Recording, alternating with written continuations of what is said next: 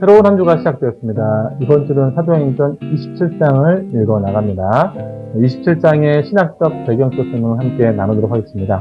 27장에서 바울은 이제 로마로 압송되어집니다. 27장에는 로마로 향하는 구체적인 항해 일정과 파산되는 과정이 상세하게 기록되어 있습니다.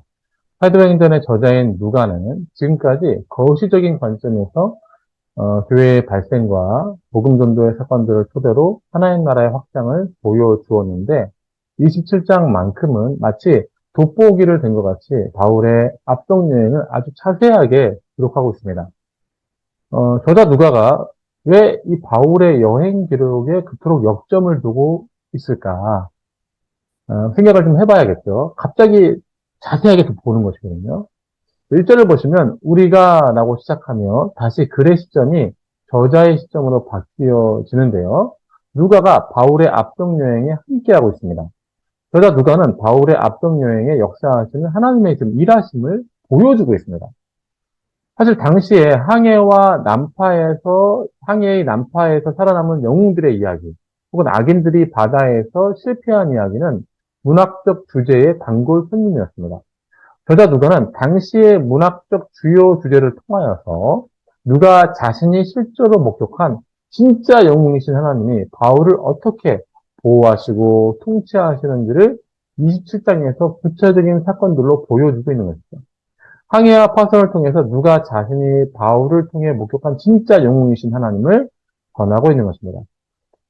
그래서 이 사도행전을 읽었을 당시 사람들이 느끼는 생생한 방식으로서 하나님의 개입을 전하고 있는 것이죠. 왜냐하면 그게 문학적 주제였기 때문에. 자, 그런 배경 안에서 이게 구체적으로 쓰여졌다라는 것을 인식하시면 되겠습니다. 자, 이제 구체적인 항해의 모습을 확인해 보겠습니다. 바울 압송의 책임자는 로마 백부장 율리오입니다. 백부장 율리오는 죄인 바울을 잘 보살폈습니다. 나중에 배가 파손될 때에도 도망칠 죄수들을 곧장 처형하지 않고 보호한 인물입니다. 율리오의 보호 아래서 시작된 항해는 전혀 순탄치가 않았어요. 가이사라에서 출발해 8절에 기록된 중간에 무라라고 하는 지역에 이를 때까지, 이 지역에 이를 때까지 힘들었고, 또 미양이라는 지역에 이를 때까지도 아주 힘이 들었습니다. 그래서 이 8절까지 말씀을 보면, 간신히, 더디, 그다음에 맞바람 등등의 단어들이 띄어져 있는데요. 이 말은 이 여행이 보통의 여행이 아니었음을 보여주고 있습니다. 이전에 바울이 3번의 전도 여행들이 있었잖아요. 근데 이 전도 여행들에서는 이런 기록들이 생략된 것에 비하면 지금이 얼마나 힘든 여정인지를 보여주고 있습니다. 그리고 이제 9절에 보면 금식하는 절기, 유대인들의 대속죄를 가리키는 때인 10월 초순경에 접어들면서 바다가 항해하기에 이제 안 좋은 시기로 완전히 조건이 됩니다. 사실 이때부터는 일반적으로 항해 휴식기가 되는 거예요. 그 지역은, 이 지중해 연안은 10월부터 2월까지는 항해하기가 아주 위험하고 재난당할 수 있는 때였습니다. 미양에서 기상 상태가 좋아지기를 기다릴 수밖에 없는 것이죠. 하지만 이제 배의 상관들은 계속 기다릴 수밖에 없어요. 계속 기다릴 수만은 없어서 어떤 식으로든 결정을 해야만 하게 되는 것입니다. 더 이상 기다릴 수도 없고 더 이상 늦출 수도 없는 것입니다. 10절에 보시면 바울은 무리한 항해가 되지 않도록 백부장에게 분명하게 경고합니다. 이런 경고는 바울의 세 번의 전도 여행들을 통해서 얻어진 경험이 있는 것이죠.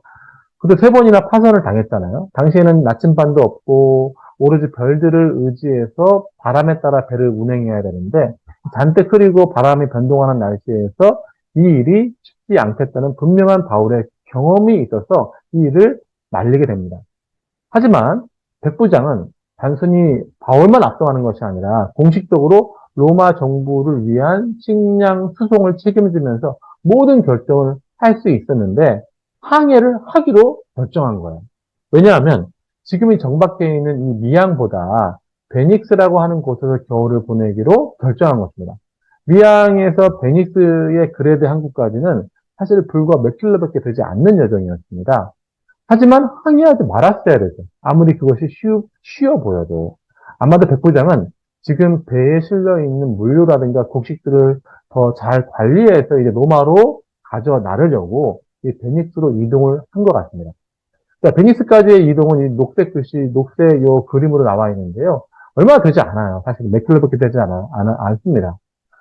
이 항해는 아주 순조로웠습니다. 처음에 출발은 이제 순조로웠는데 13절에 나온 광풍이 바람대로 불어준다면 아마 이 남풍이 아마 바람대로 불어준다면 금방 끝났을 것인데 기상이 갑자기 변한 거예요. 유라굴로라는 광풍. 여기서 이제 광풍을 쓴 헬라어 단어가 후포니카스라는 타이푼, 태풍이라는 단어의 유래에서 나오는 큰 광풍이 일어나게 된 것입니다.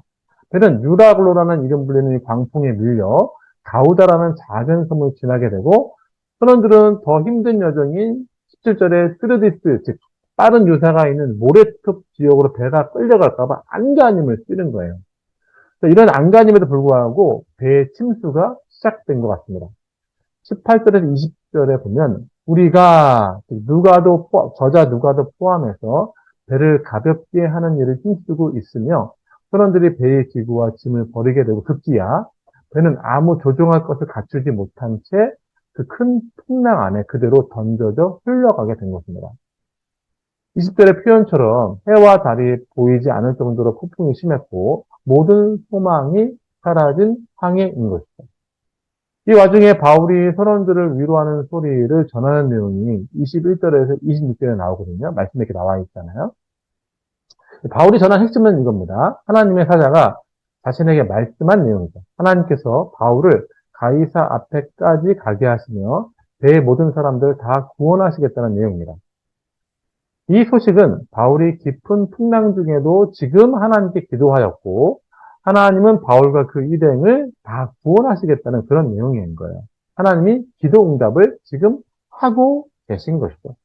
바울이 죽어가는 배 위에서 이런 소식을 전한다는 것은 단지 우리가 살 거야. 그런 위로를 전달하고자 함이 아니라 모든 것이 다 끊긴 것 속에서 하나님이 불어넣어 주신 소망이 실제 있다라는 기쁜 소식을 전하고 있는 것입니다. 문제는 과연 바울의 말처럼 될 것인가? 하나님의 개입으로 이 소망 없는 바다의 입에서 삼켜지지 않을 것인가? 하나님은 구원의 방법으로 어떻게 결정하셨냐면 26절처럼 파선하여 섬에 도착할 것을 말씀하셨습니다. 그런데 27절에서 44절의 말씀을 읽어보면 그 파선의 일이 기록되어 있는 거예요. 배는 오랫동안 파도에 휩쓸려서 이곳저곳에 막 끌려다니다가 마침내 다 멀리 떨어져 있는 멜리데 섬의 해변에서 그리 멀지 않은 곳에서 파선하게 됩니다. 파선할 때 죄수들이 도망갈까봐 죽을 수도 있었고 죄수들을 죽일 수도 있었고 먹지 못하여서 지금 14일을 굶었거든요. 먹지 못하여서 죽을 수도 있었지만 승선했던 276명의 모든 사람들이 해변으로 헤엄쳐 나올 수 있게 된 것입니다. 이게 27장의 내용인 거예요. 27장에서 우리는 위기 상황 가운데 하나님의 뜻을 구하는 바울, 그리고 그 하나님의 뜻을 통해서 사람들을 안심시키고 하나님을 전하는 기회로 삼는 바울을 만나게 됩니다. 25절에 보세요. 풍랑 속에 표류하는 사람들에게 안심하라. 하나님이 말씀하신 대로 되리라. 34절에서도 너희 중에 머리카락 하나도 잃을 자가 없으리라. 바울이 이 승선한 배의 지도자는 분명히 백부장이었습니다. 그러나 유라굴로 광풍이라는 큰 위기 이 사이에 바울이 실제적으로 지도자가 되어서 배의 승선자들을 안심시키고 밥을 먹이고 그들의 생명이 무사하도록 이끄는 내용을 우리가 27장에서 확인할 수 있는 것입니다. 바울과 백부장의 차이가 있죠. 그것은 하나님과의 교제에 있습니다. 바울은 백부장이 위기 상황에서 절대로 말할 수 없는 말을 하나님을 통해서 배에 있는 사람들에게 전하고 있는 것입니다. 백부장이 또 배의 선장이 아무리 많은 고난과 경험이 있더라도 이런 긴 항해의 유라굴로 광풍 앞에서 이런 긴 항해가 있었지만 어떤 지도력도 제대로 발휘하지 못했습니다. 하지만 죄인 바울은 그 입장이 역전되어서 사람들을 먹이고 안심시켰습니다. 믿음의 사람이 세상을 산다는 것이 무엇인지, 이 위기의 세상에서 신자로 살아간다는 것이 무엇인지, 우리는 이 바울의 모습을 통해서 확인하게 되는 것이죠. 자, 우리가 이 27장을 읽어가면서 믿음의 사람으로서의 삶을 무엇인지를 다시 한번 생각을 해봤으면 좋겠어요. 이 27장을 읽으면서 우리가 몇 가지 질문을 함께 던져봤으면 좋겠습니다. 자, 묵상을 위한 질문 두 가지를 함께 나눠볼 텐데요. 첫 번째는 이것입니다. 10절에 보면 항해의 어려움을 경고하는 바울. 그러나 그 말을 귀담아 듣지 않는 백부장의 모습이 나오는데 자신이 경고한 내용이 잘 지켜졌다면 일어나지 않았을 일을 바울이 겪고 있는 거예요. 하지만 바울은 나중에 대외 선원들에게 소망을 전합니다. 24절에 그 소망이 나와 있는데 그 소망을 읽어보면 바울을 향한 구체적인 계획, 즉 가이사 앞에 서야 한다는 것입니다. 다시 말해 바울 개인의 순종함이 배의 선원 전체를 구원하시겠다는 내용과 연결되어지는 것을 볼 수 있어요. 가이사 앞에 네가 서야 하기 때문에 이 배의 선원 전체가 너를 통해 살게 될 것이다. 자, 그렇다면 여러분은 어떤 순종함으로 여러분과 함께 있는 사람들에게 지금 소망을 전하고 있습니까? 내가 이 땅에 살아있는 것만으로 세상 사람들에게 어떤 소망을 던져주고 있는지 한번 생각해 봤으면 좋겠습니다. 두 번째 질문인데요. 34절에서 35절에 보면 바울은 14일 동안 제대로 먹지 못했던 사람들 앞에서 구원에 대한 소망을 준 후 하나님께 감사 기도하고 음식을 축사하고 먼저 먹기를 시작했어요.